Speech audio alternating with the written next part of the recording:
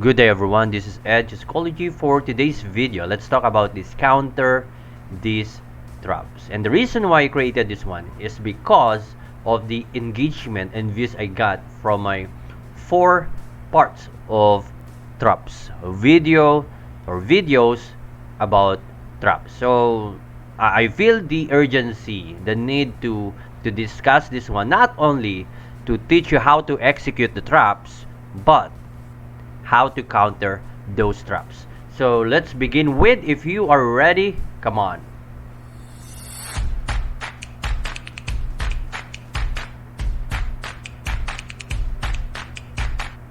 Okay, let's go with our first traps. Actually, this is quite famous trap. I'm pretty sure that you try this one or you encounter this one. I've tried it a lot of times and I've encountered this a lot of times. So let's go for this one.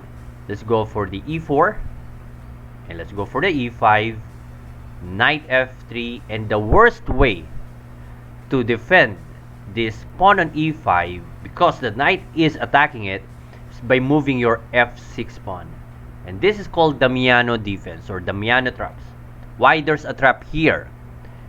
Let's go switch here. Let's go for flipboard. So let's play black here. So we will counter these traps. If you are black here, the f6 move is the worst move you could do, because you are inviting a quick sacrifice, early sacrifice.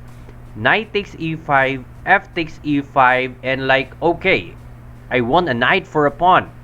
How's that one? Surely you got a pawn for you got a knight for a pawn, but this is how white would continue that sacrifice. Queen h5 check, and for example, you move here g6, there's a queen takes e5, double attack, the king is under check, and the rook cannot go anywhere. You cannot protect the rook on h8. That would be a goodbye rook. Or for example, I don't want to move my g6 because I know there will be a double attack coming. There will be a fork. I gotta move up my my king. That's okay. However, still, queen takes e5. There is no way for you to protect this e5 pawn. Okay, that's okay. The queen cannot capture my my rook.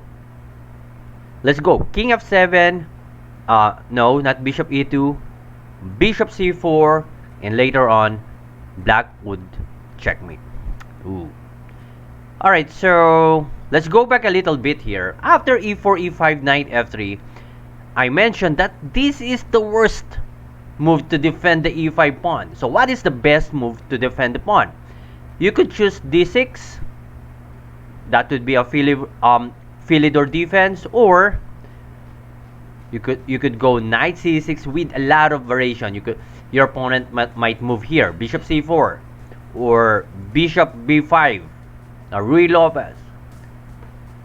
So to counter these traps, of course, coming trap, there is no trap here yet unless you gonna move the f6 move. So to avoid this one, you just develop your knight, protecting the e5, go for Ruy Lopez or Guico Piano, or go for Philidor defense, d6 pawn. Avoid falling into a trap. Let's go for this, of course, the second trap. This is called Wayward Queen. This is also a famous one. I believe you encountered this one, or you tried to execute it to your opponent. I've tried it many times. I love using this one when I was a beginner.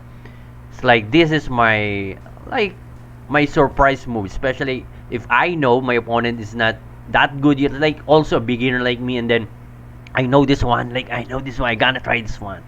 I gotta surprise my friend, I gotta surprise my opponent by moving this move. Let's go for black. So e4, e5, queen h5. Same idea though with the queen h5. However, there's no knight f3 and f6.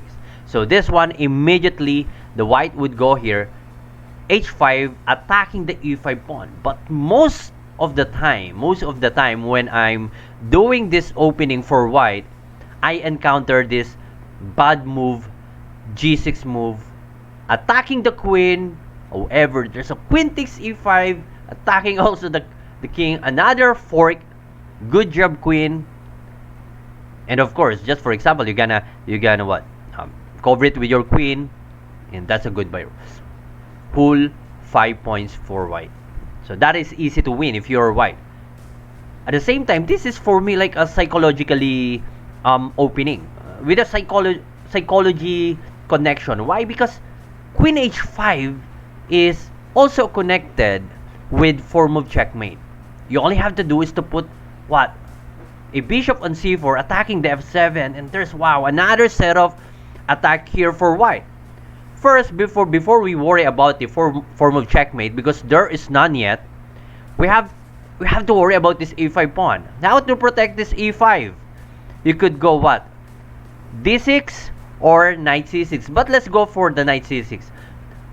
The reason is, number one, this is a minor piece. You have to develop your knight quickly as possible. Knight's going to c6, protecting the e5, and might have a chance to go on d4 later on. And let's say, okay, bishop c4. Inviting again to move here, or what? To go d6. If you are black, what you gonna do here? Earlier, without the knight c6, the g6 move is a bad move because of the queen takes e5 and then double attack. That's a fork.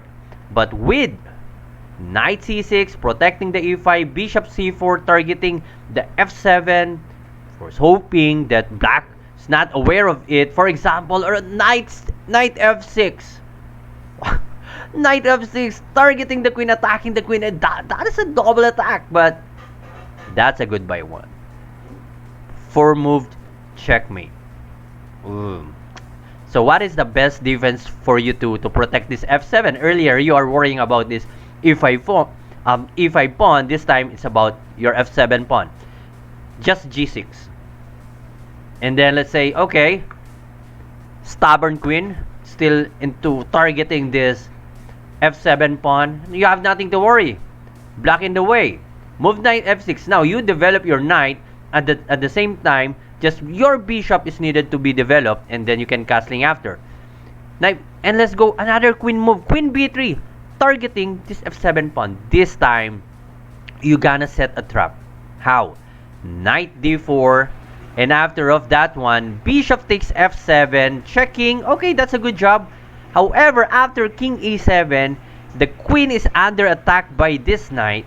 And how can you, where are you gonna put this knight to protect this bishop on f7? Let's say queen c4, b5, and there is no way for the queen to what? To protect this bishop on f7. Let's go queen c3 and king takes f7. That's a goodbye bishop, and black is clearly winning on this one. So that is how you deal with that kind of tricky queen h5 move. This is a tricky one. Inviting you to go g6, no way, I gonna support my e5. Let's go for this another opening. e4, e5, knight f3, d6, and okay, Philidor defense. And let's go for a quick like legal mate here. Bishop g4, that is too wild move. Come on. Knight c3 and g6, and this one is a bad move. Why? You will experience a 7-move checkmate. Knight takes e5, offering the queen like, come on, my queen is free. If you will capture the queen, you are checkmate in just few moves. 7-move checkmate. This is the famous legal mate or 7-move checkmate. So how to properly counter or deal with this kind of opening. So after the knight c3, just develop your minor piece. Go knight c6. Why? You have to protect your e5 pawn. If you will not protect your e5 pawn, the knight will still capture it, and the queen will have a freebies to capture, like freedom to capture the bishop on g4. This is a freebies now for white. Let's say for knight c6 h3. If you decided to go here, this is also a bad move. Why? Knight takes e5. Same idea though. Oh no, I got my capture here. I got my knight on c6. Anytime to capture the e5 pawn. Queen takes h5. Okay, and knight takes c4. And whoa. Queen takes b5 and still a fork 1. So from this position, let's go back a little bit. Instead of you moving away, since you already attacked the knight, just capture this one. Queen takes bishop takes f3, and then queen takes f3, and ooh, hold on. There's a form of checkmate. Don't worry, just go knight f6, protecting everything. Let's for example d3. You have your knight to jump here, and then the queen is forced to go back. If not, the knight will capture this one. This is a bad move because of the knight takes c2. That is called a family fork. So after, of course, knight d4, you queen e1. It's like white hasn't developed the queen at all. So this is a good for black. Just capture this one. Once there's an h3 pawn, just capture the knight. Nothing to worry. Capture knight f6. Let's say castling. You could just develop your bishop on e7 castling, and then there you go. Black is looking good here. The bishop on c1 is not developed yet, and then the knight d4 is coming.